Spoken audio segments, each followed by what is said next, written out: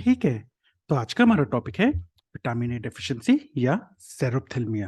Class शुरू करने से पहले मैं आपको बता दूं, कुछ भी लिखने की जरूरत नहीं है। क्लास के नोट्स आपको डिस्क्रिप्शन बॉक्स में दे दिए जाएंगे, वहां से आप डायरेक्ट डाउनलोड कर सकते हैं। तो शुरू करते हैं हमारा न्यूट्रिशन एंड हेल्थ वाले चैप्टर का अगला टॉपिक, दैट इज जेरोप्थेल्मिया। ठीक, अब जेरोप्थेल्मिया के पहले हमने बहुत सारे टॉपिक न्यूट्रिशन एंड हेल्थ में कर चुके हैं, जैसे कि न्यूट्रिएंट किया था, उसके अंदर हमने sources of nutrient, poor sources, rich sources वगैरह पढ़ा था। फिर डाइटरी फाइबर्स पढ़ा था। फिर विटामिन्स, विटामिन्स की डेफिशिएंसी से होने वाली बीमारियां, किसमें किसमें मिलता है, क्या कहते हैं विटामिन्स को अलग अलग, वो पढ़ा था। फिर हमने विटामिन ए के बारे में पढ़ा था कि भाई विटामिन ए क्या होता है, कितने तरह का होता है, और कहाँ कहाँ किन किन चीज़ों में ज़्यादा पाया जाता है, ये सब कुछ पढ़ा था। अब अगला टॉपिक पढ़ेंगे विटामिन ए की डेफिशिएंसी या जेरोथेल्मिया। तो ये सारे टॉपिक्स के वीडियोस आपको चैनल की प्लेलिस्ट खोलोगे, तो प्लेलिस्ट में न्यूट्रिशन वाली प्लेलिस्ट खोलोगे तो ये सारे टॉपिक्स के वीडियोस उनके नोट्स के साथ आपको मिल जाएंगे। ठीक, तो शुरू करते हैं हमारा आज का topic, that is vitamin A deficiency या जेरोप्थेल्मिया, या जिसको हम ड्राई आई भी कहते हैं। ठीक, तो भाई सबसे पहली चीज कि जेरोप्थेल्मिया होता क्या है या ड्राई आई क्या होता है। तो विटामिन ए की डेफिशिएंसी से इंसानों में होने वाले वो सारे ऑक्यूलर मैनिफेस्टेशंस को जेरोप्थेल्मिया कहते हैं। ठीक, जेरोप्थेल्मिया क्या होता है? अगर किसी के अंदर विटामिन ए की डेफिशिएंसी हो जाए तो उसकी वजह से होने वाले ऑक्यूलर मैनिफेस्टेशन, यानी कि आंख में होने वाली सारी परेशानियां जेरोप्थेल्मिया के अंदर आती हैं। ठीक, अब अगली चीज कि भाई ज्यादातर किस में मिलता है ये? तो 1 से 3 साल की उम्र में के बच्चों में मिलता है, और इसको ऑफन हम वीनिंग से कोरिलेट कर सकते हैं।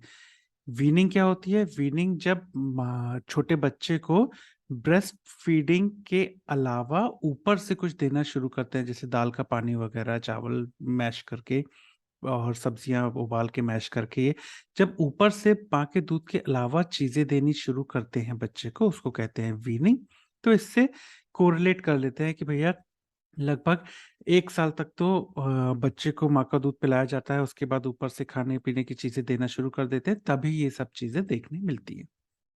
उसके अलावा ज़ेरोप्थेल्मिया जो होता है वो और किस में देखा जाता है, विटामिन ए डेफिशिएंसी और किस में पाई जाती है? तो प्रोटीन एनर्जी माल न्यूट्रिशन वाले बच्चे, मीजल्स जिनको हो जाता है वो वाले बच्चे, इनके साथ भी विटामिन ए डेफिशिएंसी देखी गई है। और किस में आपको देखने को मिलता है? तो जो भी फूड डोनेशन प्रोग्राम्स होते हैं ना, फॉर एग्जाम्पल कहीं पे बहुत बड़ा डिजास्टर हो गया है, अब वहाँ पे कैंप्स लगते हैं, एनजीओज आते हैं, वहाँ पे फूड डोनेशन करते हैं, खाने पीने की सामग्री वितरित करते हैं, तो उसमें ना स्किम्ड मिल्क देते हैं ज्यादातर वो लोग। स्किम्ड मिल्क जो आता है ना, उसमें याद रखना विटामिन ए नहीं होता है। तो ऐसी जगह या ऐसे लोग जो पूरी तरह से फूड डोनेशन प्रोग्राम पे आश्रित होते हैं, उन लोगों में भी विटामिन ए डेफिशिएंसी देखने मिलती है, क्योंकि उनको स्किम्ड मिल्क दिया जाता है जिसमें विटामिन ए नहीं होता है। और कहाँ पे आपको देखने मिलती है? तो जितने भी प्रेडोमिनेंटली राइस ईसिंग ईटिंग स्टेट्स होती है ना, मतलब जहाँ पे चावल को ज्यादा खाया जाता है या चावल को एज अ स्टेपल फूड लिया जाता है, वहां पे हमको विटामिन ए डेफिशिएंसी ज्यादा मिलती है उन जगहों पे। क्यों? क्योंकि चावल जो होता है उसमें केरोटीन नहीं होता है। केरोटीन क्या हमने पढ़ा था भैया? पिछले वीडियोस में हमने देखा था कि विटामिन ए 2 तरह का होता है। एक होता है केरोटीन और एक होता है रेटिनॉल। रेटिनॉल जो होता है वो एनिमल से मिलता है, केरोटीन जो होता है वो प्लांट से मिलता है ना? ये विटामिन ए पे हमने अलग से वीडियो बनाया हुआ है, आप चाहो तो चैनल की प्लेलिस्ट खोलोगे तो आपको न्यूट्रिशन एंड हेल्थ वाले प्लेलिस्ट के अंदर ये वीडियो मिल जाएगा। ठीक, तो अब ये कौन-सी होती हैं राइस ईटिंग स्टेट्स जहाँ पे ज़्यादातर चावल खाया जाता है, और लोग, क्योंकि चावल में केरोटीन नहीं होता तो विटामिन ए डेफिशिएंसी मिलती है लोगों में। आंध्र प्रदेश, तमिलनाडु, कर्नाटका, वेस्ट बंगाल, बिहार, इन जगहों पे ज़्यादातर हमको विटामिन ए डेफिशिएंसी मिलती है, क्योंकि यहाँ पे स्टेपल फूड के तौर पे राइस को ज़्यादा खाया जाता है जिसमें कि केरोटीन नहीं मिलता। समझ गए? तो ये थोड़ी-सी जानकारी कि ज़ेरोप्थेल्मिया क्या होता है, विटामिन डी डेफिशिएंसी किन-किन लोगों में मिलती है, या कहाँ पे ज़्यादा पाई जाती है। ठीक, तो ये हो गया आपका ज़ेरोप्थेल्मिया, ये हो गया आपका ज़ेरोथेल्मिया का दूसरा वर्ड जिसको कि हम ड्राई आई भी कहते हैं। अब ज़ेरोथेल्मिया के बारे में और भी चीज़ें या विटामिन ए डेफिशिएंसी के बारे में और भी चीज़ें देखते हैं। हमने क्या कहा? हमने क्या कहा कि विटामिन ए की डेफिशिएंसी से 2 तरह के मैनिफेस्टेशन होते हैं। ऑक्यूलर मैनिफेस्टेशन हो सकता है और एक्स्ट्रा ऑक्यूलर मैनिफेस्टेशन भी हो सकते हैं। ऑक्यूलर मतलब जो आँख में देखने मिलते हैं साइन सिम्पटम्स, और एक्स्ट्रा ऑक्यूलर जो आँख के अलावा बाकी जगहों पे देखने मिलते हैं। तो अगर हम पहली बात करें कि विटामिन ए डेफिशिएंसी अगर किसी को हो जाती है, तो ऑक्यूलर मैनिफेस्टेशंस क्या हैं? यानी कि सीधा-सीधा ज़ेरोथेल्मिया में आपको क्या-क्या चीज़ें देखने को मिलती हैं। तो सबसे पहली चीज़ जो विटामिन ए डेफिशिएंसी में होती है ना, वो होती है हरे रंग आपको दिखना बंद हो जाता है। ग्रीन लाइट के लिए सबसे पहला लॉस ऑफ विज़न होता है, अर्लीएस्ट मैनिफेस्टेशन। जैसे ही किसी को विटामिन ए डेफिशिएंसी होने लगेगी ना, तो उसको हरा रंग दिखना कम हो जाएगा। ठीक है? ये सबसे पहला मैनिफेस्टेशन होता है विटामिन ए डेफिशिएंसी का। उसके बाद अलग-अलग आते हैं। उसके बाद आपको नाइट ब्लाइंडनेस मिलता है, कंजक्टिवल ज़िरोसिस मिलता है, बिटेड स्पॉट मिलता है, कॉर्नियल ज़िरोसिस मिलता है, केराटोमलेशिया मिलता है। इनको देखते हैं क्या होता है, ठीक है? ये बहुत इंपॉर्टेंट है ज़ेरोथेल्मिया या विटामिन ए डेफिशिएंसी में। तो सबसे पहला आपको सवाल याद रखना है, अर्लीएस्ट मैनिफेस्टेशन कौन-सा है? तो हरा रंग दिखना बंद हो गया। उसके बाद क्या होता है? उसके बाद अंधेरे में दिखना बंद हो जाता है, that is night blindness. Night blindness क्या होती है कि भैया डार्क एडॉप्टेशन नहीं कर पाते हैं, इसीलिए रात में दिखना बंद हो जाता है। अब ये क्यों होता है? अगर आपको याद हो, हमने पिछले वीडियो में बताया था आपको कि विटामिन ए जो होता है, उसके 2 फंक्शन में से एक फंक्शन होता है कि रेटिनल पिगमेंट को बनाता है, जो कि लो लाइट में या डिम लाइट में विज़न के लिए रिस्पॉन्सिबल होता है। अब जब विटामिन ए ही नहीं बनेगा, तो रेटिनल पिगमेंट ही नहीं बनेगा। अब रेटिनल पिगमेंट ही नहीं बनेगा, तो लो लाइट या डिम लाइट में आप देख ही नहीं पाओगे, और उसी को तो कहते हैं नाइट ब्लाइंडनेस। समझ गए? तो ऐसे आप याद कर सकते हो कि नाइट ब्लाइंडनेस क्यों होती है। ठीक, अब याद रखना कि ये सबसे पहला सिम्पटम होता है। अब सवाल ये है, सिम्पटम क्या होते हैं और साइन क्या होते हैं, ये आपको पता होना चाहिए। सिम्पटम का मतलब होता है पेशेंट जो परेशानियां डॉक्टर को बताता है, वो होते हैं सिम्पटम। साइन जो डॉक्टर पेशेंट के अंदर देखता है खुद से, दैट इज साइन। याद रखना, पेशेंट जो परेशानियां बताएगा डॉक्टर को, वो होते हैं सिम्पटम, और डॉक्टर जो चीजें ऑब्जर्व कर लेता है पेशेंट के अंदर, वो होते हैं साइंस। ये आपको पता होगा, फिर भी हमने सोचा बता दें। ठीक। अब हमने देख लिया भाई नाइट ब्लाइंडनेस। दूसरा आता है कंजक्टिवल ज़िरोसिस। कंजक्टिवल ज़िरोसिस मतलब कि जो कंजक्टिवा होता है आँख का, वो ड्राई और रिंकल्ड हो जाएगा। ठीक है? दैट इज़ कंजक्टिवल ज़िरोसिस, और ये सबसे पहला साइन होता है। तो सबसे पहला पेशेंट क्या बताएगा, सबसे पहला symptom? That is night blindness. और यार सबसे पहले पेशेंट को जो परेशानी होगी, दैट इज़ नाइट ब्लाइंडनेस। और सबसे पहला जो साइन होगा, जो सबसे पहली चीज़ डॉक्टर को दिखेगी, दैट इज़ कंजक्टिवल ज़िरोसिस। अब इसको ना, ये कैसा दिखता है? तो it looks like sandbird at receding tide. इसका मतलब क्या है? मतलब ये दिखता कैसे है? ये दिखता है सैंडबर्ड एट रिसाइडिंग टाइड। तो तुमने देखा है, कभी समुद्र देखने गए हो या सी श्योर गए हो? तो समुद्र तट पे अगर तुम देखो, तो ऐसी लहरें आती हैं, फिर ऐसी लहरें जाती हैं, फिर लहरें आती हैं, फिर लहरें वापस जाती हैं, लहरें आती हैं, लहरें वापस जाती हैं।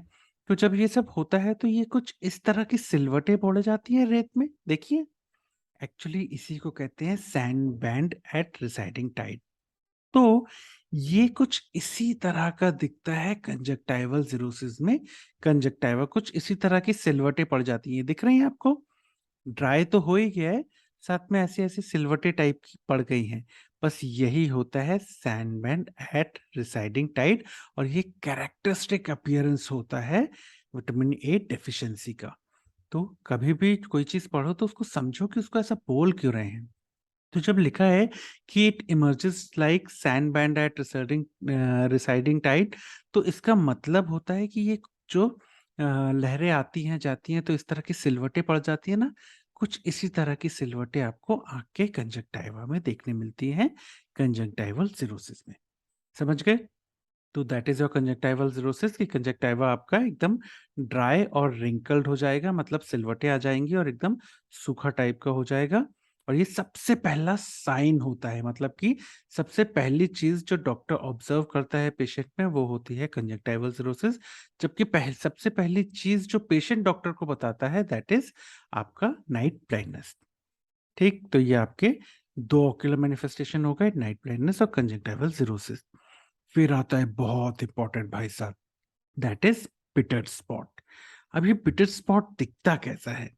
याद रखना कि ये ना पर्ली वाइट कलर का ट्रायंगुलर शेप का हो सकता है या फिर येलोइश फोमी स्पॉट हो सकता है। कहाँ पे? कंजंक्टाइवा में। तो ये किस तरह का दिखता है? देखो यहाँ पे आपको दिख रहा है, ये ट्रायंगुलर है, ये ट्रायंगल दिख रहा है, ये आपका ट्रायंगल हो गया ट्रायंगुलर और पर्ली वाइट कलर का दिख रहा है। या तो ऐसा दिख सकता है या फिर आपको येलोइश फोमी स्पॉट दिख सकता है। ये दिख रहा है आपको फोमी, ये छोटे छोटे झाग टाइप के बबल्स दिख रहे हैं, ये झाग है यहाँ पे, और यहाँ पे पूरा फोमी स्पॉट आपको कंजक्टाइवा में दिख रहा है। तो दोनों तरह का हो सकता है, आपको इमेज आ सकती है, ज्यादातर ये इमेज आती है, पर आपको पता होना चाहिए कि जो लिखा है उसका मतलब क्या है। तो ट्रायंगुलर पर्ली वाइट कलर का दिखता है या येलोइश फोमी स्पॉट दिखता है आपको कंजंक्टिवा में। ठीक, तो that is your bitter spot. अब अगर ये आपको पेशेंट में दिख रहा है तो उसका मतलब क्या है? तो अगर ये बच्चों में दिख रहा है तो समझ जाओ कि हाँ भैया इसको विटामिन ए डेफिशिएंसी है। मगर अगर ये बड़ों में दिख रहा है, इसका मतलब क्या है? इसका मतलब ये है कि पहले कभी जो ये एडल्ट है इसको विटामिन ए डेफिशिएंसी या बीमारी हुई होगी, और उसी का ये इनएक्टिव सीक्वल है कि ये बताता है कि पहले इस एडल्ट को ये बीमारी हो चुकी है। समझ गए? तो बिटेड स्पॉट का आपको समझ में आना चाहिए कि बच्चों में मिल रहा है तो इंटरप्रिटेशन क्या है, और बड़ों में मिल रहा है तब इंटरप्रिटेशन क्या है या कैसे करना है। समझ गए? तो ये बहुत इंपॉर्टेंट है पिटेड स्पॉट भाई साहब, इसकी इमेज जरूर याद रखना। इसकी इमेज बेस्ड क्वेश्चन कई बार आते हैं कि भैया ये क्या है, तो ये पिटेड स्पॉट है। ये ज्यादातर अगर आप क्लिनिकल्स में देखोगे तो आपको कुछ इस तरह का दिखेगा, फोमी छोटे छोटे से बबल्स या झाग दिखेगा, लेकिन अगर आपको एमसीक्यू आता है तो वो कुछ इस तरह का आता है। ठीक, तो ये होगा आपके पिटर स्पॉट। उसके बाद आता है कॉर्नियल जीरोसिस। अब कॉर्नियल जीरोसिस में क्या होगा? वही जैसा कंजक्टिवल जीरोसिस, कॉर्नियल जीरोसिस में भी वही कि कॉर्निया में, उसमें कंजक्टिवा ड्राई हो गया था, इसमें कॉर्निया ड्राई और ओपेक हो जाता है। ठीक है, ये दिख रहा है एकदम ड्राई हो गया है, ओपेक हो गया है, तो कॉर्निया ऐसा ड्राई और ओपेक हो जाता है। और अगर कभी सिवियर डेफिशिएंसी हो जाए ना विटामिन ए की, तो आपको कॉर्नियल अल्सर्स भी देखने मिलते हैं। ठीक, तो ये हो गया आपका कॉर्नियल जीरोसिस। उसके बाद देखो थोड़ा थोड़ा करके चीजें सीरियस होती जा रही हैं। शुरुआत में तो सिर्फ ग्रीन लाइट दिखनी बंद हुई, उसके बाद नाइट ब्लाइंडनेस भी हो गई, रात में भी दिखना बंद हो गया। उसके बाद कंजंक्टिवा एकदम ड्राई और रिंकल्ड हो गया। उसके बाद कंजंक्टिवा में आपको स्पॉट भी मिल गया। उसके बाद कंजंक्टिवा तो निपट चुका था, अब कॉर्निया पे आ जाओ तो कॉर्निया भी एकदम ड्राई हो गया, ओपेक हो गया, और हो सकता है आगे जाके कॉर्निया में अल्सर्स भी मिलने लगे। और फिर उसके बाद क्या होगा? चीजें सीरियस होती जा रही हैं, चीजें आंखें खराब होती जा रही हैं, तो एकदम आखिरी में और क्या हो जाएगा? सबसे आखिरी में आता है आपका केराटोमलेशिया। इसमें क्या होता है? इसमें ना कॉर्निया जो होता है वो एकदम लिक्विफाई हो जाता है, या ऐसा कह सकते हो कि कॉर्निया एकदम सॉफ्ट हो जाता है। और क्योंकि वो सॉफ्ट हो गया, लिक्विफाई हो गया, तो फिर वो बर्स्ट ओपन, ऐसा छेद होके खुल भी जाता है। तो दैट इज आपका केराटोमलेशिया की लिक्विफैक्शन ऑफ कॉर्निया हो जाता है, कॉर्निया एकदम सॉफ्ट हो जाता है और बर्स्ट होके ओपन हो जाता है। तो कुछ इस तरह का दिख रहा है आपको। ये आपका जो कॉर्निया है एकदम सॉफ्ट हो गया था, लिक्विफाई हो गया था, और फिर यहाँ से ऐसा खुल गया, फ्लैप दिख रहा है आपको।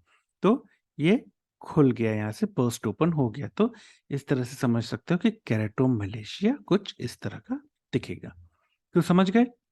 ये हैं आपके ऑक्यूलर मैनिफेस्टेशन ज़ेरोप्थेल्मिया के या विटामिन ए डेफिशिएंसी के, और ये बहुत इंपॉर्टेंट्स हैं। याद रखिएगा, इन पे एमसीक्यू, वाइवा, थ्योरी सब आता है। तो इन पॉइंट्स को बहुत अच्छे से याद रखना। और मैं हमेशा बोलता हूँ कि ऊपर से नीचे की तरफ जाओ कि भाई सबसे पहले क्या होगा, फिर और खतरनाक क्या, और खतरनाक क्या, और खतरनाक क्या। तो आपसे कोई भी पूछे भैया ऑक्यूलर मैनिफेस्टेशन क्या क्या होते हैं विटामिन डेफिशिएंसी के, तो बोलना पहले हरा रंग दिखना बंद होगा, फिर रात में दिखना बंद हो जाएगा, फिर कंजंक्टाइवल सिरोसिस हो जाएगा, फिर कंजंक्टिवा में स्पॉट यानी कि बिटेड स्पॉट मिल जाएगा, फिर कॉर्निया पे आ जाएंगे तो कॉर्नियल सिरोसिस हो जाएगा, और फिर पूरा लिक्विफेक्शन हो जाएगा कॉर्निया का, दैट इज केराटोमलेशिया हो जाएगा। समझ गए? तो ये हो गए आपके ऑक्यूलर मैनिफेस्टेशन। अब ऑक्यूलर मैनिफेस्टेशन हमने देख लिया है, तो एक्स्ट्रा ऑक्यूलर मैनिफेस्टेशन भी देख लेते हैं। एक्स्ट्रा ऑक्यूलर मैनिफेस्टेशन यानी जब विटामिन ए डेफिशिएंसी होती है तो आंख के अलावा शरीर में और किस जगह पे क्या क्या देखने मिलेगा। तो सबसे इंपॉर्टेंट उसमें आता है ना फॉलिकुलर हाइपर केराटोसिस, या जिसको हम टोट स्किन या फ्राइनोडर्मा भी कहते हैं। तो ये फ्राइनोडर्मा होता क्या है और कैसा दिखता है, ये कुछ इस तरह का दिखने लगता है कि जो कोहनी वगैरह होती है ना उसके ऊपर आपके छोटे छोटे छोटे छोटे छोटे छोटे छोटे छोटे ऐसे छोटे छोटे छोटे छोटे छोटे छोटे छोटे छोटे उभार व्हाइट कलर के दिखने लगते हैं। दिख रहे हैं ये? दैट इज आपका फॉलिकुलर हाइपर केराटोसिस, या फिर फ्राइनोडर्मा कहते हैं, या फिर इसको टोड स्किन भी कहते हैं। अब सवाल ये है इसको टोड स्किन क्यों कहते हैं? तो टोड यानी मेंढक को आपने देखा है, मेंढक के शरीर पे भी ऐसे छोटे छोटे छोटे छोटे छोटे छोटे ऐसे उभार होते हैं, छोटी छोटी छोटी छोटी फुड़िया टाइप की ऐसी दिख रही है आपको ये, छोटे छोटे छोटे छोटे। तो वो कुछ इसी टाइप की तो आपके शरीर में भी हो जाता है ना, ये देखो यहाँ पे कोहनी के पास ये छोटे छोटे छोटे छोटे उसी टाइप की तो हो गई, आपकी टोट स्किन टाइप की तो हो गई। तो इसीलिए इसको टोट स्किन कहते हैं या फ्राइनोडर्मा कहते हैं। तो समझ गए इसको टोट स्किन क्यों कहते हैं, याद रखना। तो एक्स्ट्रा ऑक्यूलर मैनिफेस्टेशन में क्या आ जाएगा, फॉलिकुलर हाइपरकेराटोसिस, या फिर जिसको टोट स्किन या फ्राइनोडर्मा भी कहते हैं। उसके अलावा एनोरेक्सिया मिलेगा कि भैया बच्चा कुछ खाएगा पिएगा नहीं, एकदम दुबला पतला हो जाएगा, या इनफैक्ट ग्रोथ रिटार्डेशन भी बच्चे में देखने को मिल सकता है विटामिन ए डेफिशिएंसी के एक्स्ट्रा ऑक्यूलर मैनिफेस्टेशंस के तहत। समझ गए? तो ये हमने देख लिया विटामिन ए डेफिशिएंसी के ऑक्यूलर मैनिफेस्टेशन क्या होते हैं और एक्स्ट्रा ऑक्यूलर मैनिफेस्टेशन क्या होते हैं। अब हमने जब ये सब देख लिया तो एक बहुत इंपॉर्टेंट चीज है जिस पे कई बार एमसीक्यू आता है, प्रिवलेंस, कि भाई कम्युनिटी में कितना फैला हुआ है, क्या चीज ज्यादा मिल रही है। तो प्रिवलेंस क्राइटेरिया बहुत इंपॉर्टेंट है, तो उसको याद रखना है। तो उसको एटलीस्ट ये याद रखना कितने प्रतिशत और क्या, ये एटलीस्ट नाम याद रखिएगा। तो लगभग 5% के आसपास आपको सीरम रेटिनॉल कम मिलता है। तो हमने पहले भी पढ़ा था विटामिन ए वाले में कि अगर आपको देखना है कि विटामिन ए डेफिशिएंसी है कि नहीं, तो आपको सीरम रेटिनॉल देखना पड़ेगा जो कि 10 से कम होता है। तो कहते हैं कि हाँ भैया सीरम रेटिनॉल कम है, विटामिन ए डेफिशिएंसी हो रही है। तो 5% तो आपको 5% लोगों में आपको सीरम रेटिनॉल कम मिलेगा। और अगर 5% से ज्यादा में, सॉरी, तो 5% से ज्यादा में आपको सीरम रेटिनॉल कम मिलेगा। फिर 1% से ज्यादा में आपको नाइट ब्लाइंडनेस मिलेगी। 0.5% या उससे थोड़ा ज्यादा में आपको पिटेड स्पॉट मिलने लगता है।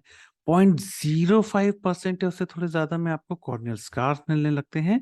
और 0.01% के आसपास या उससे थोड़े ज्यादा में आपको कॉर्नियल सिरोसिस, कॉर्नियल अल्सरेशन और केरेटोमलेशिया देखने मिलता है। तो ये टेबल बहुत इंपॉर्टेंट है और इसको याद करना इंपॉर्टेंट है, क्योंकि ना इन पे ना अगर आप देखो तो एमसीक्यूज लगभग सभी पे आए हैं, जितने भी अंडरलाइन पार्ट मिलते हैं हमारे स्लाइड में वो सब क्या है, एमसीक्यूज आए हैं जो एंट्रेंस एग्जाम में आए हैं, तो सब पे एमसीक्यू आया हुआ है। तो अब इस टेबल को याद कैसे करेंगे? देखो इस टेबल को याद करने का सबसे सिंपल तरीका है, सबसे पहली चीज तो देख लो ऊपर से नीचे की तरफ जो हमने किया हुआ है दैट इज सिवियरिटी बढ़ती जा रही है, साइन एंड सिम्टम की सिवियरिटी बढ़ती जा रही है ना। और अगर सबसे ऊपर देखो तो प्रिवलेंस सबसे ज्यादा से प्रिवलेंस कम होता जा रहा है ना। तो ऐसे तो होता है, जो कम खतरनाक चीज होती है, जो कम खतरनाक चीज होती है वो ज्यादा मिलती है, और जो ज्यादा खतरनाक चीज होती है वो कम देखने मिलती है। तो ऊपर से नीचे हमने कैसे सेट किया है, ज्यादा प्रेवलेंस से कम प्रेवलेंस की तरफ जाएंगे, और राइट साइड में क्या है, कम सिवियर से ज्यादा सिवियर की तरफ जाएंगे, है ना। तो पहली चीज तो टेबल में ये याद रखना कि ऊपर से नीचे जाते समय प्रेवलेंस ज्यादा प्रेवलेंस है यानी कि कम खतरनाक चीज है, और कम प्रेवलेंस है तो ज्यादा खतरनाक चीज है। ठीक है। तो पहले 5 पॉइंट याद रख लेना, 5 कौन कौन से प्रेवलेंस वाले वो हैं। 5% से ज्यादा, 1% से ज्यादा, फिर 0.5%, 0.05% और 0.01%। तो पहले तो आपको ये 5 नंबर तो याद करने पड़ेंगे भैया कि ये 5 नंबर कौन कौन से हैं। तो 5 में भी देखो 5 और 1 ही है। तो देखो पहला है 5, फिर 1, फिर 1 का आधा जाएगा दैट इज 0.5, फिर उसके बाद और कम कर दो तो 0.05 और 0.01। ठीक, तो पहले तो ये 5 आपको याद हो गए। अब इन्हीं से मिलते जुलते ही इनके जो बीमारियों के नाम है वो क्या है? देखो सबसे पहले तो आपको अगर ये वाली साइड याद हो गई ना तो सब याद हो जाएगा, है ना। तो पहले क्या है? पहला तो आपको पता है 5 है, और फिर 5 के बाद क्या आ जाएगा? 5 के बाद आ जाएगा 1, 1 के नीचे क्या आ जाएगा? आधा, यानी कि 0.5, फिर 0.5 से नीचे आओगे तो 0.05 और सबसे कम 0.01। ये हो गया। अब सबसे कम जो है 0.01, वो तो सबसे खतरनाक चीजें होंगी ना, तो उसको हम सबसे आखिरी के लिए रखते हैं, उसको सबसे आखिरी में याद करेंगे। पहले आते हैं सबसे कम खतरनाक में। सबसे कम खतरनाक में 5% सीरम रेटिनॉल। तो सीरम रेटिनॉल देखो 5 से ही मिला आपको एस, तो 5 के जैसा एस, तो 5% के आसपास सीरम रेटिनॉल 5 और एस। तो एक क्या है? एक को रोमन लेटर्स में ऐसा भी लिख सकते हैं, बिंदी, है ना। तो ये ऐसी बिंदी, तो ये बिंदी, ये आई वाली बिंदी, दो आई किस में है? ये देखो, एक आ गया नाइट में आई और एक आ गया ब्लाइंडनेस में आई।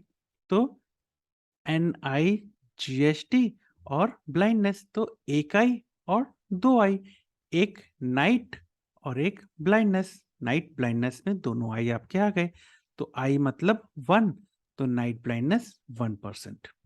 उसके बाद आ गया आपका बिटेड स्पॉट।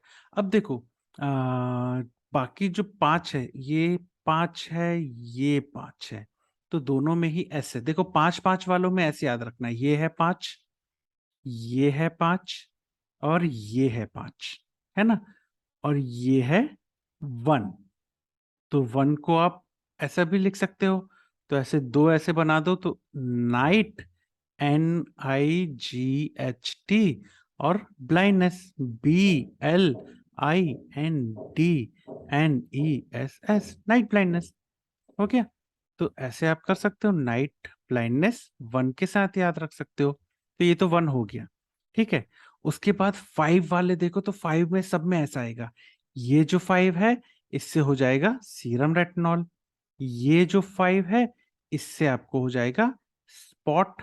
और ये जो 5 है, इससे हो जाएगा आपका स्कार, है ना। अब आपको ये तो पता है कैसे कैसे थे। ये तो सिर्फ 5 था, ये कितना था? 0.5 था, ये 0.05 था।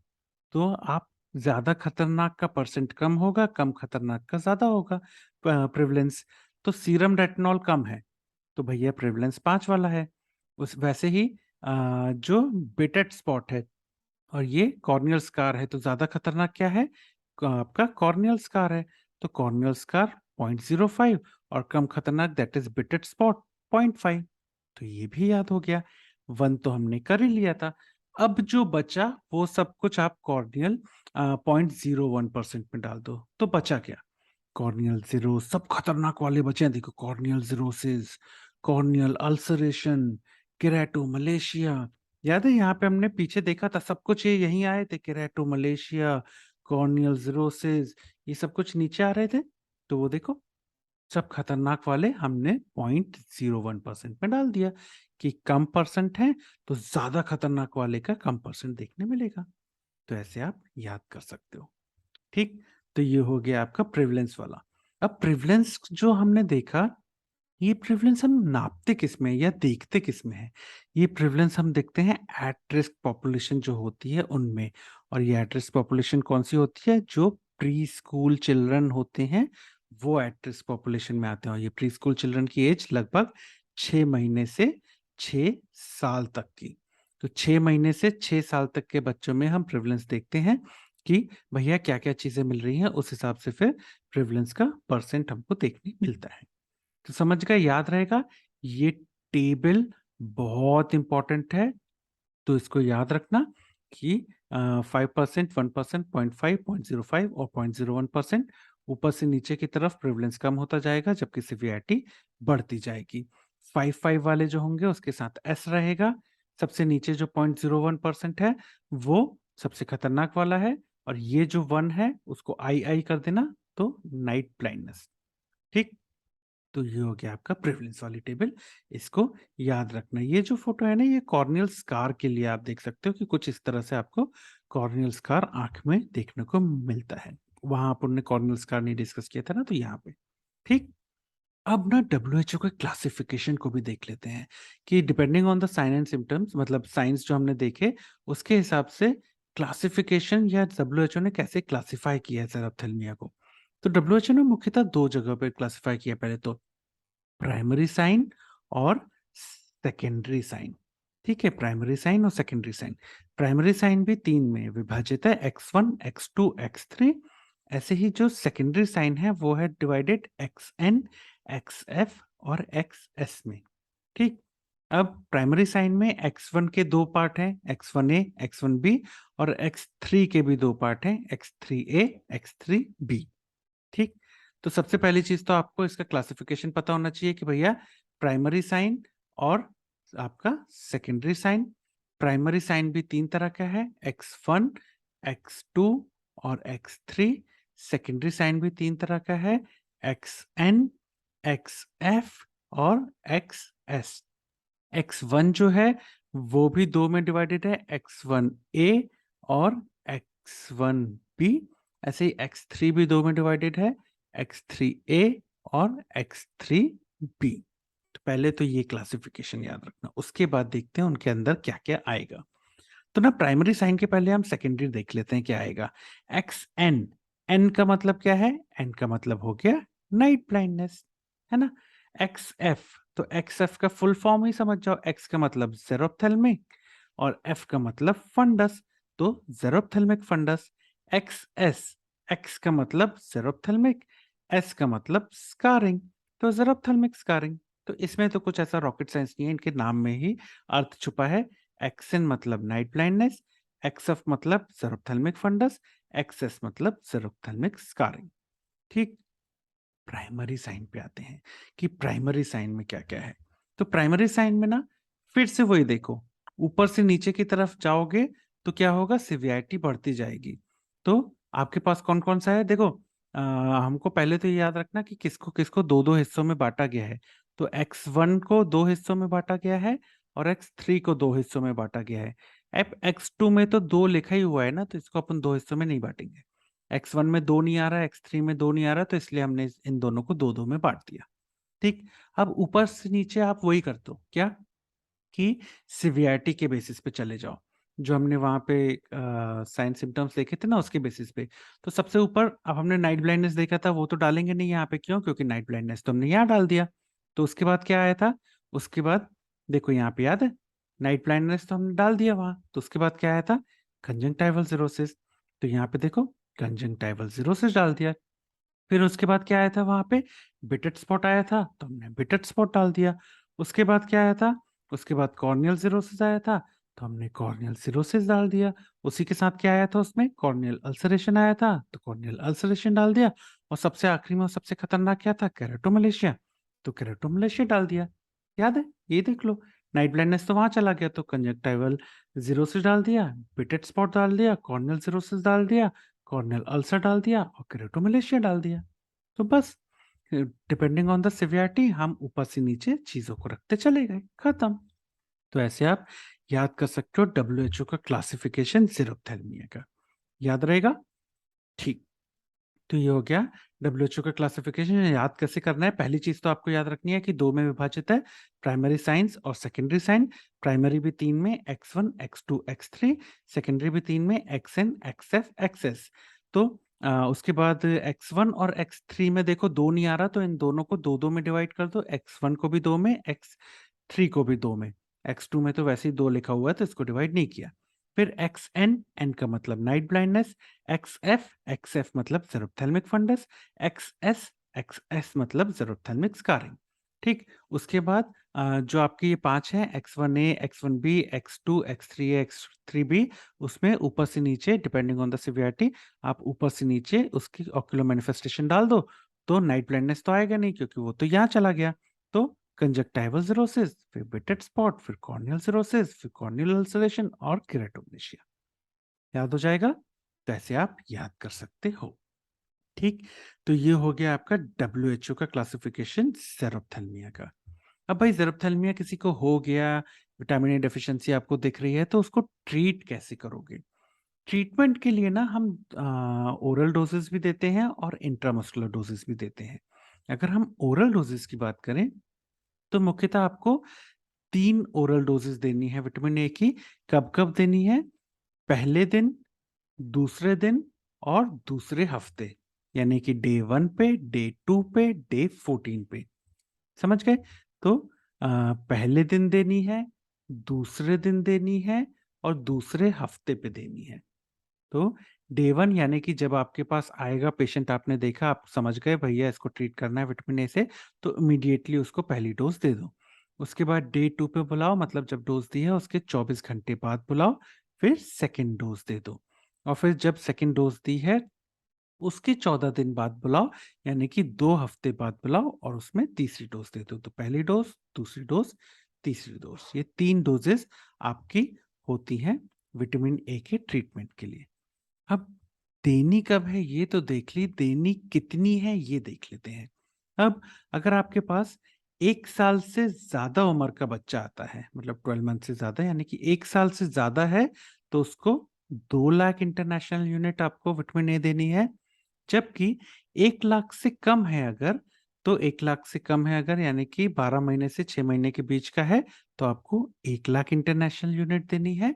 और अगर 6 महीने से भी कम का है, तो आपको 50,000 इंटरनेशनल यूनिट देनी है। तो समझ गए? 12 महीने से ज़्यादा का है तो 2 लाख, 12 महीने से 6 महीने के बीच का है तो 1 लाख और 6 महीने से कम का है तो 50,000 इंटरनेशनल यूनिट, ये आपको एज़ अ ट्रीटमेंट देनी है। अब एक चीज़ होती है, मान लो आपसे बोला गया कि एक बच्चा है जो 12 महीने से ज़्यादा उम्र है, मगर 8 किलो से कम उसका वज़न है, तो कितनी दोगे? अब याद रखना, अगर बच्चे का वज़न 8 किलो से कम है, तो कायदे से तो उसको 12 महीने के ऊपर है तो 2 लाख देनी थी।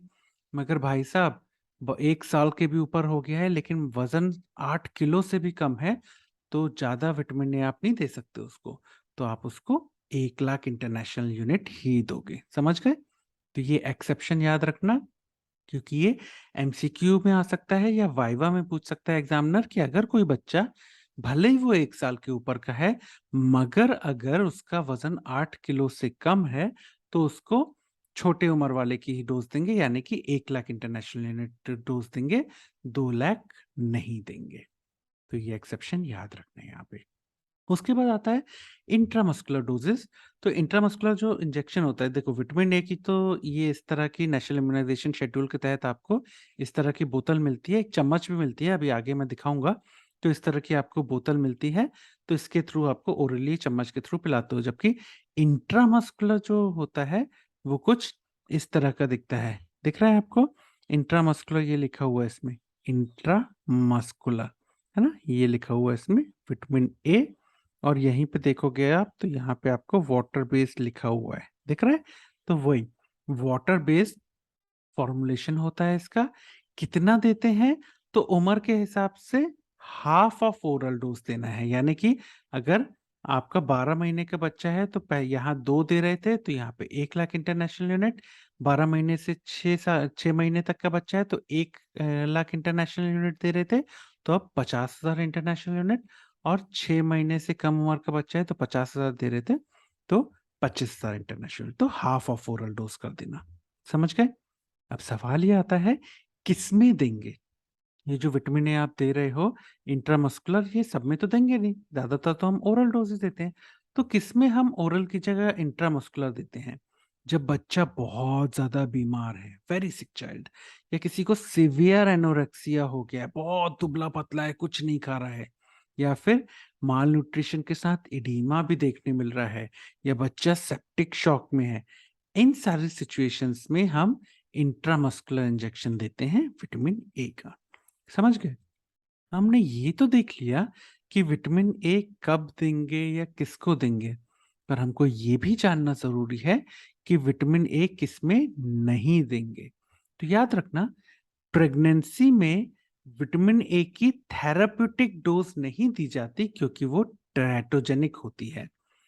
प्रेग्नेंसी, इसका कहने का मतलब ये है कि अगर कोई प्रेग्नेंट लेडी आपके पास आती है और उसको विटामिन ए डेफिशिएंसी हो चुकी है, हो चुकी में याद रखना, थेरेप्यूटिक डोज और प्रोफाइलैक्टिक डोज का मतलब क्या होता है? प्रोफाइलैक्टिक डोज का मतलब होता है बीमारी हुई नहीं है, उसके बचाव के लिए दे रहे हो। थेरेप्यूटिक डोज का मतलब होता है बीमारी हो गई है, अब आप उसको ट्रीट करने के लिए दे रहे हो। तो थेरेप्यूटिक डोज यानी कि कोई प्रेग्नेंट लेडी है, उसको बीमारी हो चुकी है, विटामिन ए डेफिशिएंसी हो गई है, उसको ट्रीटमेंट के तौर पे आप विटामिन ए नहीं दोगे, क्योंकि ये विटामिन ए जो होगा बच्चे में टेराटोजेनिक इफेक्ट करता है। टेराटोजेनिक इफेक्ट यानी कि बच्चे को, पेट में जो बच्चा है उसमें बहुत सारी परेशानियां खड़ी कर सकता है। तो इसीलिए थेरेपेटिक डोजेस विटामिन ए की प्रेगनेंसी में नहीं दी जाती। ऐसे ही एक और चीज है, that is mass drug administration हम करते हैं ना, जैसे एल्बेंडाजोल का मास ड्रग एडमिनिस्ट्रेशन करते हैं, वैसे ही मास ड्रग एडमिनिस्ट्रेशन हम विटामिन ए डेफिशिएंसी का एज अ ट्रीटमेंट के तौर पे नहीं करते हैं, है ना? तो दोनों में याद रखना, ट्रीटमेंट के तौर पे आप मास ड्रग एडमिनिस्ट्रेशन नहीं करोगे, ट्रीटमेंट के तौर पे आप प्रेगनेंसी में विटामिन ए को नहीं दोगे। तो ये 2 चीज़ याद रखना जहाँ पे आपको विटामिन ए नहीं देनी है। दोनों ही जगह आपको यही समझ में आ रहा है, ट्रीटमेंट के तौर पे आप विटामिन ए नहीं दोगे। तो सबसे पहली चीज़ तो आपने ये देख ली, ट्रीटमेंट के तौर पे प्रेगनेंसी में नहीं देना है। तो ट्रीटमेंट के तौर पे आपको मास ड्रग एडमिनिस्ट्रेशन भी नहीं करना है। बहुत सारे कारण है इसमें, एक कारण ऐसे याद कर लो कि मास ड्रग एडमिनिस्टर करोगे, अगर गलती से प्रेग्नेंट लेडी को दे दिया तो इसलिए हमको मास ड्रग एडमिनिस्ट्रेशन भी नहीं करना है और प्रेग्नेंट लेडी को एज अ थेरेपेटिक डोज भी नहीं देनी है विटामिन ए की। बार-बार मैं क्या बोल रहा हूँ, प्रेग्नेंट लेडी को थेरेप्यूटिक डोज नहीं देनी है, प्रोफाइलैक्टिक डोज नहीं बोला मैंने, थेरेप्यूटिक डोज आपको नहीं देनी है। ठीक, तो ये हो गया आपका ट्रीटमेंट। अब आपने ये देख लिया किसको विटामिन ए देना है, कितना देना है, कब-कब देना है, मगर ये भी तो सवाल है कि ज़्यादा दे दिया तो क्या? या फिर मैं बोल रहा हूँ ना, इसको नहीं देना, उसको नहीं देना, तो क्यों नहीं देना? क्योंकि ज़्यादा अगर दे दिया आपने विटामिन ए, तो विटामिन ए की टॉक्सिसिटी हो सकती है। मान लो किसी के पास विटामिन ए वैसे ही ले रहा है वो, और आपने ऊपर से दे दिया, तो ज़्यादा विटामिन ए अगर दे दोगे, तो विटामिन ए की टॉक्सिसिटी हो जाएगी। अब विटामिन ए की टॉक्सिसिटी जब हो जाती है, यानी कि अगर एक्सेस में आपने विटामिन ए दे दिया, तब क्या होगा? ये भी याद रखना है। तो याद है हमने क्या कहा था, विटामिन ए 2 तरह का होता है। कौन-कौन सा? एक होता है रेटिनॉल और एक होता है बीटा कैरोटीन। रेटिनॉल जो जानवरों से के फूड प्रोडक्ट से मिलता है, बीटा कैरोटीन जो प्लांट फूड प्रोडक्ट से मिलता है। अब इनको अगर ज़्यादा दे दिया तो शरीर में क्या-क्या हो सकता है? तो अगर हम रेटिनॉल को ज़्यादा दे दें, तो एक्सेस इनटेक अगर हम रेटिनॉल का कर लें, तो हमको क्या देखने मिलता है? स्किन डिस्कमेशन या एक्सफोलिएटिंग डर्मेटाइटिस हमको देखने को मिल सकती है। जबकि अगर बीटा कैरोटीन ज़्यादा दे दिया जाए, तब क्या होता है? तब बहुत कुछ नहीं होता, थोड़ा बहुत मतलब प्लाज़्मा या स्किन जो होते हैं, उसका कलर चेंज हो जाता है, बस उससे ज़्यादा नहीं, बहुत ज़्यादा चेंजेस हमको या बहुत ज़्यादा डेंजरस नहीं होता है। तो बीटा कैरोटीन अगर ज़्यादा दोगे तो स्किन डिस्कलरेशन नहीं, स्किन का कलर चेंज होने लगता है। अब ज़्यादा केरोटीन अगर दे दोगे, तो आप क्या कहते हैं, या ज़्यादा विटामिन ए दे दोगे, तो हाइपर विटामिनोसिस ए जिसको कहते हैं। इसमें क्या होता है, इसमें केरोटिनोडर्मा होता है, यानी कि ज़्यादा केरोटीन दे दी तब क्या होता है, तो येलोइश या ऑरेंजिश पिगमेंटेशन हो जाता है या कलरेशन हो जाता है चेहरे पे, हाथ के पंजों पे, पाँव के पंजों पे, इन पे येलोइश कलर का येलोइश कलरेशन हो जाता है। हाथ पे, पाम में, पाँव की सोल्स में, तो कुछ इस तरह का दिख रहा है आपको? ये नॉर्मल है और ये आपका हो गया केराटिनोडर्मा। दिख रहा है आपको? येलोइश कलर का हो गया, ये नहीं है येलोइश कलर का, जबकि ये आपको येलोइश कलर का दिख रहा है। तो कुछ इस तरह से केराटिनोडर्मा दिखता है। मगर याद रखना, कि केराटिनोडर्मा जो होता है वो स्किन को तो इफेक्ट करता है, लेकिन म्यूकस मेम्ब्रेन को स्पेयर कर देता है। म्यूकस मेम्ब्रेन का कलरेशन नहीं करता है, ये सिर्फ स्किन का कलरेशन करता है। तो यहाँ पे ये चीज याद रखना। तो ये तो आपने देख लिया कि हाइपरविटामिनोसिस है, केराटिनोडर्मा करता है, स्किन कलरेशन करता है। मगर अगर बहुत लंबे समय तक हाइपरविटामिनोसिस ए रहे, यानी बहुत लंबे समय तक जरूरत से ज्यादा विटामिन ए अगर आप लेते रहोगे, यानी कि क्रॉनिक हाइपरविटामिनोसिस ए में क्या होता है, आपको पैथोलॉजिकल बोन फ्रैक्चर देखने को मिलने लगता है। हड्डियों में आपको फ्रैक्चर देखने को मिलता है अगर बहुत लंबे समय तक जरूरत से ज्यादा विटामिन ए ले रहे हो तो ये हो गया आपका हाइपरविटामिनोसिस ए। और एक्यूट टॉक्सिसिटी यानी एकदम से अगर बहुत ज्यादा ले लिया तो क्या होगा, तो सूडोमोटस सेरेब्राई देखने को मिलता है। समझ गए? तो ये कुछ चीजें हैं जो आपको विटामिन ए टॉक्सिसिटी के बारे में पता होनी चाहिए कि रेटिनॉल और केरोटीन, रेटिनॉल में एक्सफोलिएटिंग डर्मेटाइटिस या स्किन डिस्कमेशन, और केरोटीन में आपको हाइपरविटामिनोसिस या केरोटिनोडर्मा देखने मिलता है। याद रखना कि ये ऑरेंज या येलोइश कलरेशन कर देता है फेस, पाम और सोल का, मगर म्यूकस मेम्ब्रेन को स्पेयर कर देता है। बहुत लंबे समय तक अगर हाइपरविटामिनोसिस ए होता रहे तो पैथोलॉजिकल बोन फ्रैक्चर देखने मिलता है, यानी कि क्रोनिक में। और एक्यूट टॉक्सिसिटी एकदम से बहुत ज्यादा ले लिया जाए तो सूडोमोटस सेरेब्राई देखने मिलता है। समझ गए? तो ये भी थोड़ा सा विटामिन ए टॉक्सिसिटी के बारे में आपको पता होना चाहिए कि आप ट्रीट कर रहे हो तो सोच समझ के ट्रीट करना भैया, ज्यादा किसी को मत दे देना। ठीक है? तो ये हो गया। आपने ट्रीटमेंट तो देख लिया, प्रिवेंशन पे आ जाते हैं कि कैसे बचाव किया जा सकता है सेरोथेल्मिया का या विटामिन ए डेफिशिएंसी का। तो भाई मुख्यतः 3 चीज़ें। पहली चीज़ तो वही कि ऐसे फूड्स ज़्यादा खाइए जिसमें विटामिन ए ज़्यादा पाया जाता हो, जैसे कि green leafy vegetables, yellow fruit, papaya, mango, pumpkin, ये सब ज़्यादा खाओ। और जो कंट्रीब्यूटरी फैक्टर्स हैं, जैसे कि हमने देखा था ना, प्रोटीन, एनर्जी, माल न्यूट्रिशन या मीजल्स के साथ विटामिन ए डेफिशिएंसी देखने मिलती है, तो इनको भी कम करो या इनको खत्म करने की कोशिश करो, तो आप बचाव कर सकते हो विटामिन ए डेफिशिएंसी या ज़रूरत का। उसके अलावा 2 चीज़ें और। पहला, डब्ल्यूएचओ जो रिकमेंड करता है स्ट्रेटेजी फॉर प्रिवेंशन ऑफ ज़रूरत, ये पता होना चाहिए आपको। और थोड़ी सी जानकारी हम देख लेंगे national programme for prevention of night blindness. इसके पे हम सेपरेट वीडियो भी बनाएंगे जिसमें हम थोड़ी सी ज्यादा जानकारी उसमें देंगे, वो हम अलग से बनाएंगे। अभी इसमें थोड़ी सी जानकारी हम शेयर करेंगे कि भाई क्या क्या होना चाहिए, क्योंकि ज़रूरत पर जब क्वेश्चन आएगा तो थोड़ा सा आपको इस प्रोग्राम के बारे में भी लिखना होगा। तो पहला पॉइंट तो हमने देख लिया कि विटामिन ए रिच फूड खाओ और कंट्रीब्यूटरी फैक्टर्स को कम करो। उसके बाद देख लेते हैं कि डब्ल्यूएचओ रिकमेंडेड जो स्ट्रेटेजी है ज़रूरत के प्रिवेंशन की, वो क्या कहती है। तो उसमें मुख्यतः 3 पॉइंट है। पहला, शॉर्ट टर्म एक्शन के लिए, दूसरा मीडियम टर्म एक्शन के लिए, और तीसरा लॉन्ग टर्म एक्शन के लिए। शॉर्ट टर्म एक्शन मतलब कि कम समय में ज्यादा से ज्यादा इफेक्ट देखने मिलेगा। मीडियम टर्म एक्शन मतलब कि थोड़ा समय लेगा, बहुत समय भी नहीं लेगा, लेकिन थोड़े ज्यादा समय, मीडियम साइज के समय में आपको इफेक्ट देखने मिलेगा। लॉन्ग टर्म में लंबे समय के बाद आपको इफेक्ट देखने मिलेगा। तो आपके पास 3 एक्शन प्लान है। शॉर्ट टर्म एक्शन प्लान में क्या करते हैं, वही जो हम देखते आ रहे हैं वैसे ही करते हैं कि that is vitamin A prophylaxis करते हैं वल्नरेबल में। अब इसमें याद रखना कि 1 लाख इंटरनेशनल यूनिट में करीब 55 मिलीग्राम होता है। ये एटलीस्ट ये यूनिट याद रखना अगर कहीं जरूरत पड़ जाए तो बड़े से छोटे में देखते हैं, अगर लैक्टेटिंग वुमन है, यानी कि छोटा बच्चा है, माँ दूध पिला रही है उसको, तो उनको कितना विटामिन ए आप देना चाहोगे प्रिवेंशन के तौर पे, तो 5000 इंटरनेशनल यूनिट पर डे के हिसाब से दोगे या 20,000 इंटरनेशनल यूनिट पर वीक के हिसाब से दोगे। ठीक। उसके बाद अगर पोस्टनेटल वुमेन है, यानी कि बच्चा हो गया है, तो with in a month of delivery आपको उनको 3 lakh international unit vitamin A देना है। उसके बाद न्यूबॉर्न पे आ जाए तो न्यूबॉर्न में अगर एकदम ही बच्चा पैदा हुआ है तो करीब 50,000 इंटरनेशनल यूनिट आप बर्थ पे दे सकते हो। अगर 1 साल से कम उम्र का बच्चा है तो आप 1 लाख इंटरनेशनल यूनिट दे सकते हो। और अगर 1 साल से ज्यादा उम्र का बच्चा है तो 2 लाख इंटरनेशनल यूनिट दे सकते हो हर 6 महीने में। 1 साल से कम उम्र का बच्चा है तो 1 लाख इंटरनेशनल यूनिट हर 6 महीने में देनी है।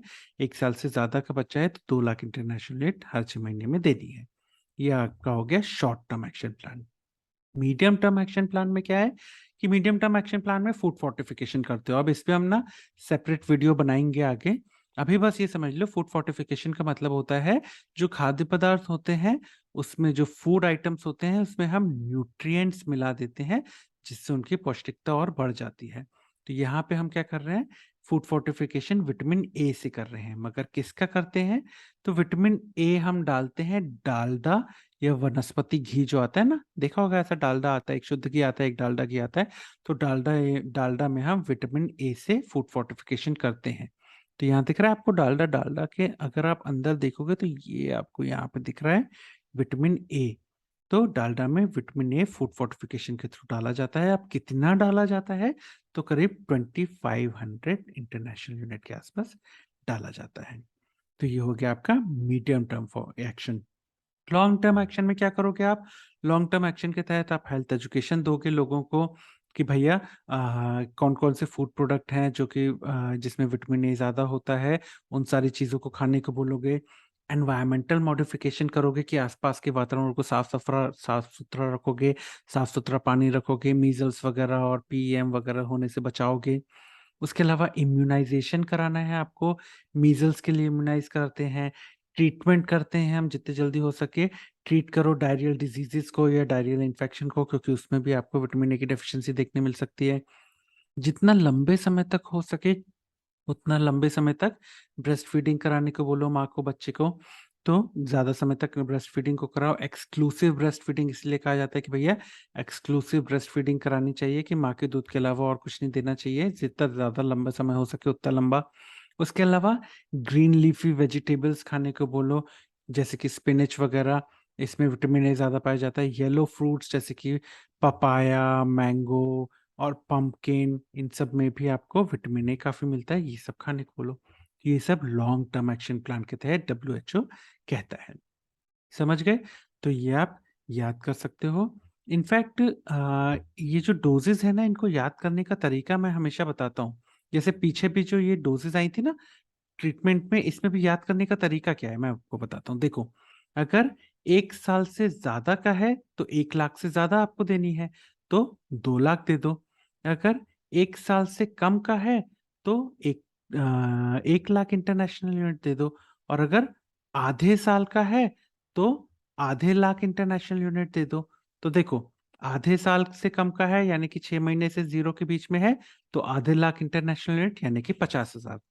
1 साल से कम का है तो 1 लाख इंटरनेशनल यूनिट, 1 साल से ज़्यादा का है तो 2 लाख इंटरनेशनल यूनिट, ऐसे याद करना। ऐसे आपको हमेशा याद रहेगा। वही चीज़ यहाँ पे भी है, देखो 1 लाख से ज़्यादा का है तो 1 लाख से ज़्यादा यानी कि 2 लाख इंटरनेशनल यूनिट, 1 लाख से कम का है तो 1 लाख इंटरनेशनल यूनिट, और न्यूबॉर्न है यानी कि जो हमने कहा था ना 6 महीने से कम यानी कि आधे साल से कम, तो आधे लाख इंटरनेशनल यूनिट यानी कि 50,000 इंटरनेशनल यूनिट। ऐसे आप याद कर सकते हो डोसेस को। तो ये हो गया आपका डब्ल्यूएचओ रिकमेंडेड स्ट्रेटेजीज। अब थोड़ी सी जानकारी ले लेते हैं हम, जो national programme for prevention of night blindness है या national vitamin A prophylaxis programme है, उसके तहत हम थोड़ी सी वही डोजेस देख लेते हैं। वही है, ज्यादा कुछ इसमें रॉकेट साइंस नहीं है, चीजें वही हैं। मगर याद रखना कि हम इसका एक और वीडियो बनाएंगे जिसमें हम थोड़ी सी जानकारी देंगे कि भैया हिस्ट्री के बारे में बताएंगे विटामिन ए प्रोफाइल एक्सेस या national programme for night blindness. और उसके अलावा कुछ पॉइंट्स हैं कि भैया और क्या क्या चीज़ें करनी चाहिए, वो सारी चीज़ें भी उसमें हम डिस्कस करेंगे। इसके अलावा तो थोड़ा सा और हम अगले वीडियो में देखेंगे इसको। यहाँ पे क्योंकि ज़ेरोप्थेल्मिया पे क्वेश्चन आया है तो आपको थोड़ा सा लिखना है प्रोग्राम के बारे में, तो एटलीस्ट थोड़ी सी ये 4-5 लाइन तो लिख देना। अब क्या-क्या चीज़ें इसमें याद रखनी है, पहली चीज़ कि national programme for prevention of night blindness या vitamin A prophylaxis programme के तहत हम मैसिव डोजेस देते हैं विटामिन ए की 5 साल तक के उम्र के बच्चे को। याद है हमने पढ़ा था एट रिस्क कौन-कौन होते हैं? 6 महीने से 6 साल तक के बच्चे होते हैं। तो बस इसी उम्र के बीच में हम विटामिन ए देते हैं। अभी आपको दिखेगा, देखना। तो पहली चीज़ तो याद रखनी है, मैसिव डोजेस हम 5 साल तक के उम्र के बच्चों को विटामिन ए की देते हैं। अब विटामिन ए कुछ इस तरह की आपको मिलती है जो नेशनल इम्यूनाइजेशन शेड्यूल के तहत आती है ना, कुछ इस तरह की बॉटल आती है और कुछ इस तरह का सॉल्यूशन होता है और इसके साथ-साथ ये चम्मच भी आती है। इसके बारे में अभी हम आगे डिस्कस करेंगे। तो पहली डोज़ कितनी देनी है? पहली डोज़ देनी है 1 लाख इंटरनेशनल यूनिट। तो नेशनल इम्यूनाइजेशन शेड्यूल में 9वें महीने में हम एमआर वैक्सीन लगाते हैं। एमआर मतलब मीजल्स रूबेला वैक्सीन देते हैं। उसी के साथ साथ हम पहली डोज विटामिन ए की भी बच्चे को दे देते हैं 1 लाख इंटरनेशनल यूनिट। याद है हमने पढ़ा था 1 साल से कम उम्र का बच्चा है तो 1 लाख देनी है। तो यहाँ पे देखो 9 महीना यानी कि 1 साल से कम उम्र का है तो कितनी दी हमने, 1 लाख इंटरनेशनल यूनिट दे दी। तो ये हो गई आपकी पहली डोज। पहली डोज आप 9वें महीने में देते हो 1 लाख इंटरनेशनल यूनिट। उसके बाद सब्सिक्वेंट डोज देते हो आप। उसके बाद हर 6 महीने, पहली डोज तो आपने दे दी, उसके बाद हर 6 महीने में आप 2 lakh international unit vitamin A देते हो। और कब तक देते हो, करीब 5 साल की उम्र तक देते हो।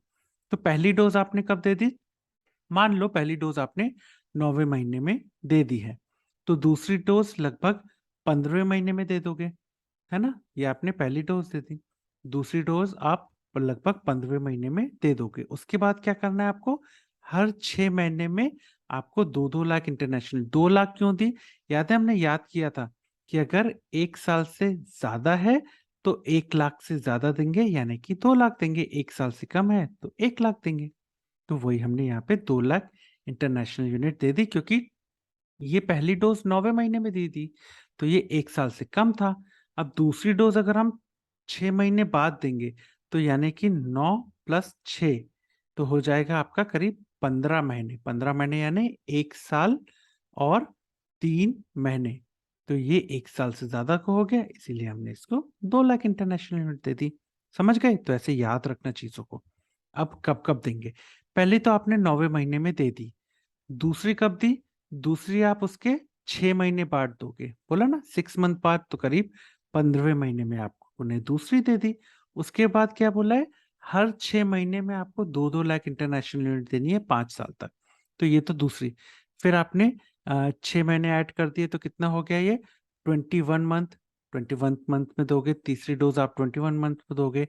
फिर 6 महीने ऐड कर दो तो 27 मंथ हो गया, चौथी डोज आप 27 मंथ में। फिर 6 महीने ऐड कर दो आप तो करीब 33 मंथ हो जाएगा, तो पांचवी डोज आप 33 मंथ में। फिर 6 महीने ऐड कर दो तो 39 मंथ हो गया, तो छठवीं डोज आप 39 मंथ में दे दोगे। फिर 6 महीने ऐड कर दो तो 45 मंथ हो गया, तो सातवीं डोज आप 45 मंथ में दे दोगे। फिर 6 महीने ऐड कर दो तो 51 मंथ हो गया, 51 मंथ में आप आठवीं डोज दोगे। फिर 6 महीने ऐड कर दो तो अराउंड 57 मंथ हो गया, तो 57 मंथ में आप 9वीं डोज दे दोगे। तो 5 साल का मतलब क्या होता है, 5 साल मतलब 60 मंथ। तो देखो लगभग 5 साल की उम्र तक आपने इसको 9 डोजेस दे दिए। समझ गए, तो ऐसे आप याद कर सकते हो कि टोटल 9 डोजेस हम देते हैं। और कितनी देते हैं, तो 17 लाख इंटरनेशनल यूनिट देंगे। 17 लाख कैसे हो गया, ये पहली डोज में कितनी दी थी हमने, 1 लाख इंटरनेशनल यूनिट। उसके बाद दूसरी में भी 2 दी, तीसरी में भी 2 दी, चौथी में भी 2 दी, पांचवी में भी 2 दी, छठवीं में भी 2, सातवीं में भी 2, आठवीं में भी 2 और 9वीं में भी 2। तो हमने एक डोज दी 1 लाख इंटरनेशनल यूनिट की और 8 डोज दी 2 लाख इंटरनेशनल यूनिट की। तो 2 लाख वाली हो गई 16 लाख और ये हो गया 1 लाख। 1 + 16 हो गया 17 लाख।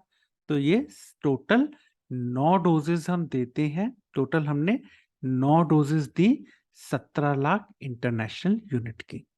समझ गए, तो ये ऐसे आप याद कर सकते हो। उसके बाद कि भैया कैसे देते हैं, कैसे देते हैं, तो ना ये जो बॉटल होती है ना, बॉटल के साथ एक चम्मच भी मिलती है। यही जो डब्बा आता है ना, डब्बे में ये एक बॉटल आती है और ये एक चम्मच आती है। तो ये चम्मच कितनी, ये चम्मच ना करीब 2 ml की ये चम्मच होती है। मगर मगर इस चम्मच में ना अंदर ये दिख रही है, अंदर ऐसी एक रिम बनी होती है, एक रिंग बनी होती है।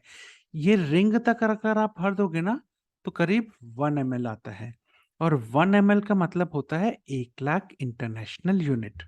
समझे, वैसे तो ये चम्मच जो है ये 2 ml की है, मगर ये जो अंदर रिम बनी हुई है ना, रिम तक अगर आप भर दोगे तो वो होती है 1 ml।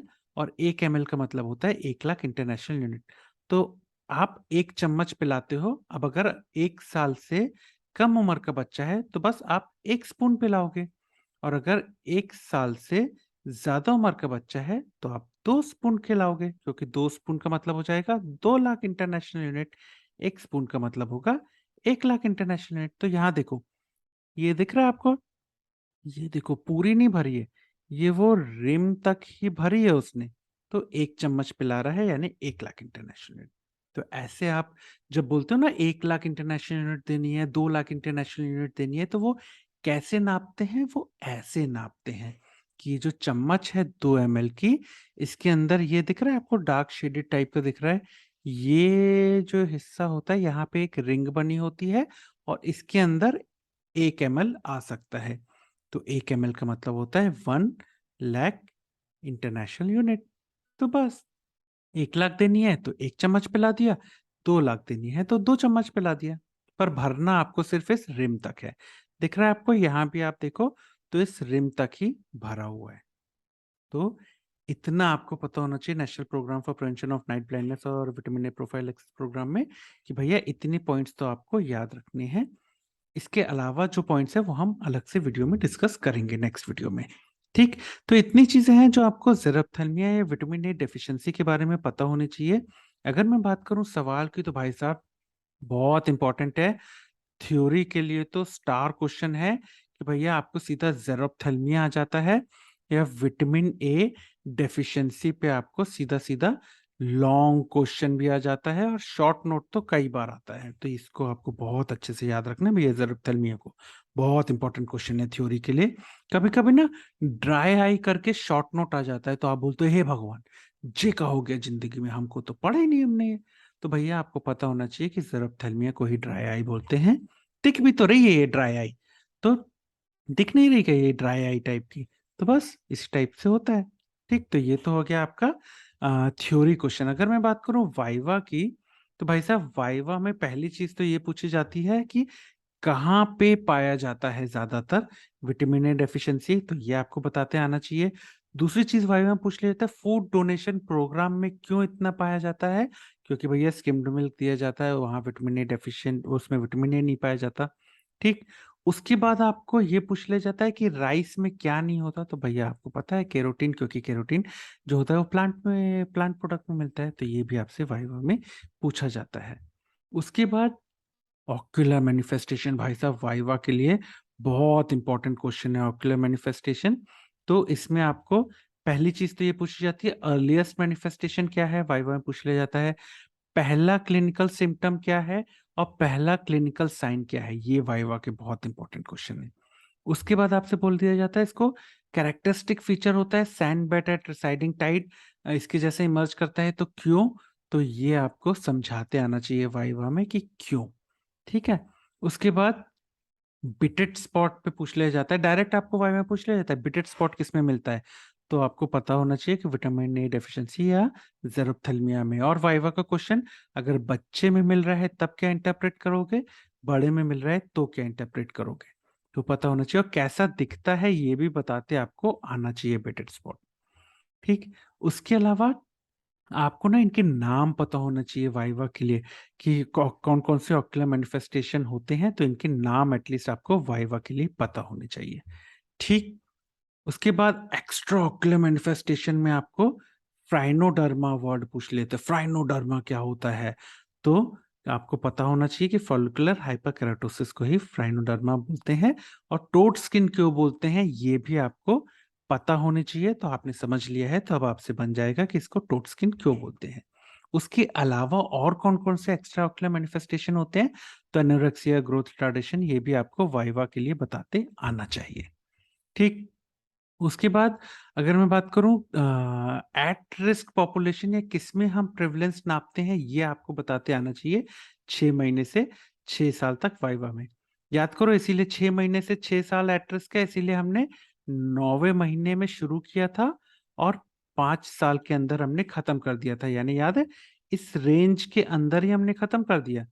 6 महीने से 6 साल के बीच में ही हमने पूरा का पूरा अपना विटामिन ए प्रोफाइलैक्सिस प्रोग्राम के तहत नेशनल इम्यूनाइजेशन शेड्यूल में खत्म कर दिया था, इसीलिए तो ये वाइवा में आपको बताते आना चाहिए।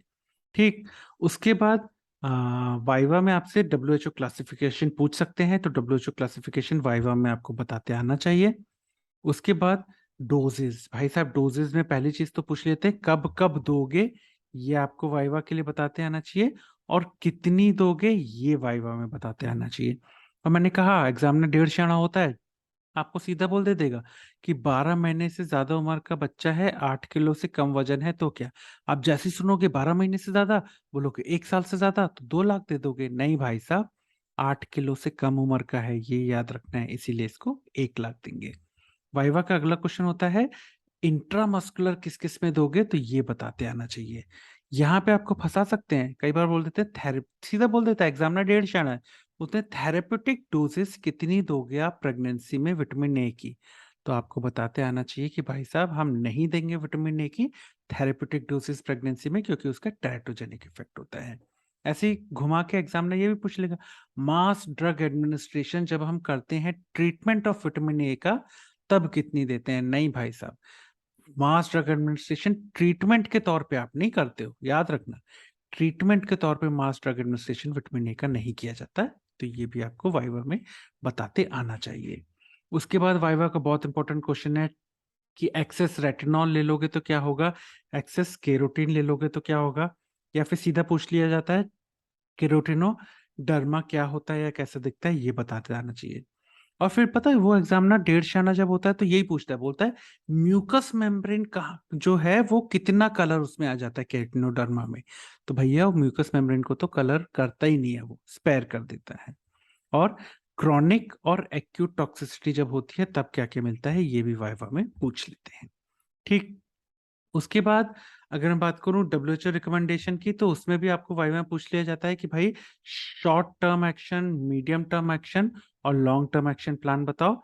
फूड फोर्टिफिकेशन क्या होता है ये भी आपको बताते आना चाहिए।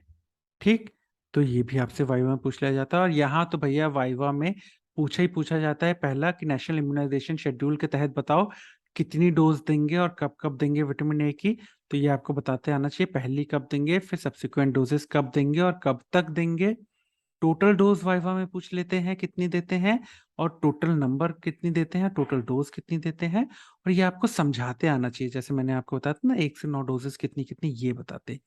ये ना वाइवा में आपको सीधा प्रैक्टिकल वाइवा के टेबल पे आपको ये विटामिन ए रखी रहती है, चम्मच रखी रहती है, तो ये चम्मच के थ्रू समझाते आना चाहिए कि अंदर ये रिंग क्यों बनी है और कितनी देते हैं, कैसे देते हैं, ये वाइवा के लिए बहुत इंपॉर्टेंट है। ठीक, उसके बाद में बात करूं अगर कि आपको एमसीक्यूज में क्या क्या क्वेश्चन आते हैं, तो जितने भी अंडरलाइन पार्ट मिलेंगे हमारे नोट्स और स्लाइड्स में, वो सभी एंट्रेंस एग्जाम में पूछे गए एमसीक्यूज हैं। तो एमसीक्यू आपको इस पे आ चुका है कि ग्रीन लाइट अर्लीस्ट मैनिफेस्टेशन होता है, कॉर्नियल जीरोसिस पे आपको एमसीक्यू आता है, आ चुका है कि फर्स्ट क्लिनिकल साइन होता है, बिटेड स्पॉट पे तो आपको एमसीक्यू आता ही है, सीधा इमेज बेस्ड क्वेश्चन आ जाता है कि भाई ये क्या है। उसके अलावा आपको जो क्वेश्चन आ सकते हैं वो इस तरह से आ सकते हैं कि आपको कंजक्टाइवल जीरोसिस पे इमेज बेस्ड क्वेश्चन आ सकता है, आपको बिटेड स्पॉट पे तो इमेज बेस्ड आता ही है, तो ये दोनों ही इमेज याद रखना। ठीक है, क्रेटोमलेशिया पे आपको इमेज बेस्ड क्वेश्चन आ सकता है, तो इसको भी आप याद रखिएगा। ठीक, तो एटलीस्ट इमेजेस में इन इमेजेस को याद रखना, क्योंकि आजकल इमेज बेस्ड क्वेश्चन, ये आपको इमेज बेस्ड क्वेश्चन इस पे आ सकता है टोट स्किन या फ्राइनोडर्मा पे, तो इस पे भी आपको एमसीक्यू आ सकता है, इसलिए इस इमेज को भी याद रखिएगा। ये तो भाई साहब हर चीज पे एमसीक्यू आया है, तो पूरी की पूरी टेबल पे ही आपको एमसीक्यू आए हुए हैं परसेंट वाइज, तो आपको परसेंट वाइज मैंने याद करना सिखा दिया है, तो कैसे याद करना है पूरी टेबल ये एमसीक्यूज के लिए याद रखना।